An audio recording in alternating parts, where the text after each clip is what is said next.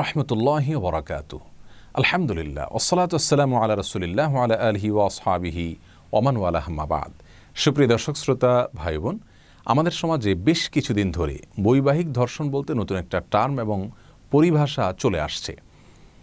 ইসলামী শরিয়াতে বৈবাহিক ধর্ষণ বলতে কোনো কিছু আছে কিনা এবং এ সম্পর্কে ইসলামী শরিয়ার দৃষ্টিভঙ্গি কী, আজ আমরা সে বিষয়ে কথা বলার চেষ্টা করব ইনশাআল্লাহ তাআলা। প্রিয় দর্শক, ইসলাম একজন নারীর সাথে একজন পুরুষের বৈধ সম্পর্ক তথা বিবাহের মাধ্যমে পারস্পরিক জৈবিক চাহিদা মেটানোর অনুমোদন দিয়েছে, সুযোগ দিয়েছে, জায়েজ করেছে এবং এক্ষেত্রে একে অন্যকে সহযোগিতা করা, একে অন্যের ডাকে সাড়া দেওয়া, একে অন্যের প্রয়োজন পূরণ করার বিষয়টিকে ইসলাম আবশ্যক করেছে।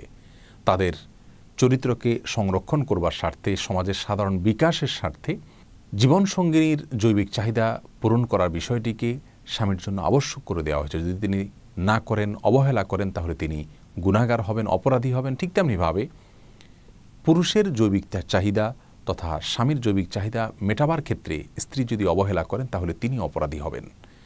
কোনো গ্রহণযোগ্য ওজর বা অসুস্থতা ছাড়া স্বামীর ডাকে তিনি সাড়া না দিলে আল্লাহ সুবহানাহু ওয়া তাআলার দৃষ্টিতে তিনি গুনাহগার হবেন। এটা হলো সাধারণ অবস্থার কথা। এর বাইরে স্বামী স্ত্রী একে অন্যের সুবিধা অসুবিধাগুলো দেখা অবশ্যই তাদের জন্য জরুরি এবং আবশ্যক।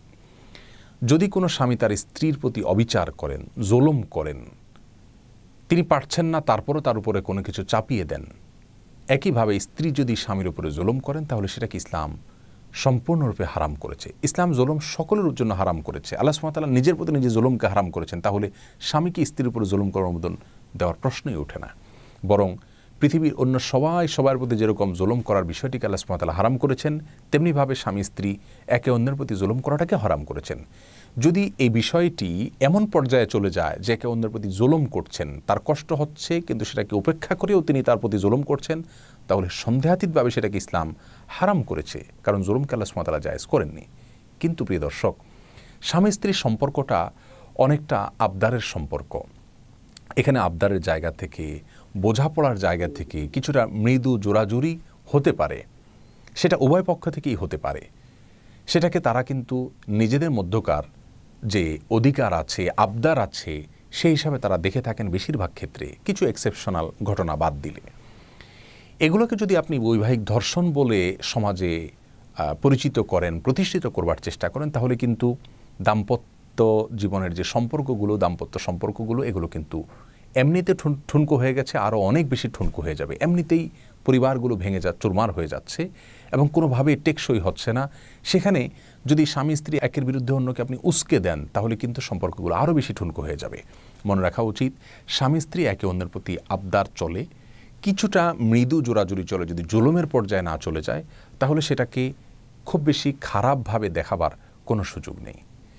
আমরা যদি দেখি, অনেক সময় স্ত্রী কিন্তু স্বামীকে একরকম জোর করে মার্কেটে নিয়ে যাচ্ছেন বা কোনো কিছু কিনতে তাকে একরকম জোরাজুরি করছেন এবং সেই জোরাজুরিটাকে তারা পরস্পরের প্রতি অধিকার, তাদের পরস্পরের আবদারের জায়গা থেকে করছেন। এটাকে কিন্তু কেউ বৈবাহিক ডাকাতি বলে অভিহিত করেন না। স্ত্রী যদি তার স্বামীকে কিছু কিনতে বাধ্য করেন, স্বামী কিনতে চাচ্ছেন না, তারপরে জোরাজুরি করলেন আবদারের জায়গা থেকে, আর তারপরে স্বামী সেটা কিনলেন, তাহলে এটাকে কিন্তু ডাকাতি বলা হয় না। স্বামীর কাছ থেকে টাকা চাইলেন, দিলেন না, তিনি একটু জোর করেই নিলেন।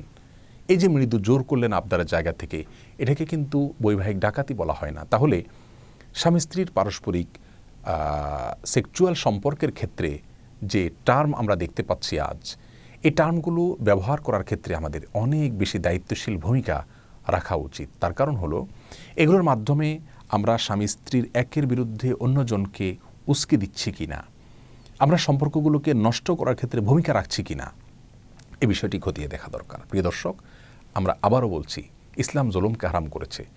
যদি জৈবিক চাহিদা মেটানোর নাম করে স্বামী যদি তার স্ত্রীর কোনো ওজর, কোনো সমস্যা, কোনো অসুস্থতা, সেগুলোকে একদম পাত্তা না দেন এবং তার প্রতি জুলুম করেন, তাহলে সেটাকে ইসলাম কোনোভাবে অ্যালাউ করেনি। বিধায় নতুন করে বৈবাহিক ধর্ষণ নামের এই সমস্ত টার্মের প্রচলন অথবা এগুলোকে প্রতিষ্ঠা করার যে চেষ্টা আমাদের সমাজে করা হচ্ছে, সেগুলোর উদ্দেশ্য নিয়ে বড় দাগে এবং মোটা দাগে প্রশ্ন তোলা যেতে পারে। আল্লাহ সুবহানাহু ওয়া তাআলা আমাদের সকলকে সব ধরনের ষড়যন্ত্র থেকে বেঁচে থাকার তৌফিক দান করুন, হেফাজতে রাখুন এবং আমাদের দাম্পত্য জীবনগুলোকে মধুময় এবং সুখময় করে দিন। আসসালামু আলাইকুম রহমতুল্লাহ।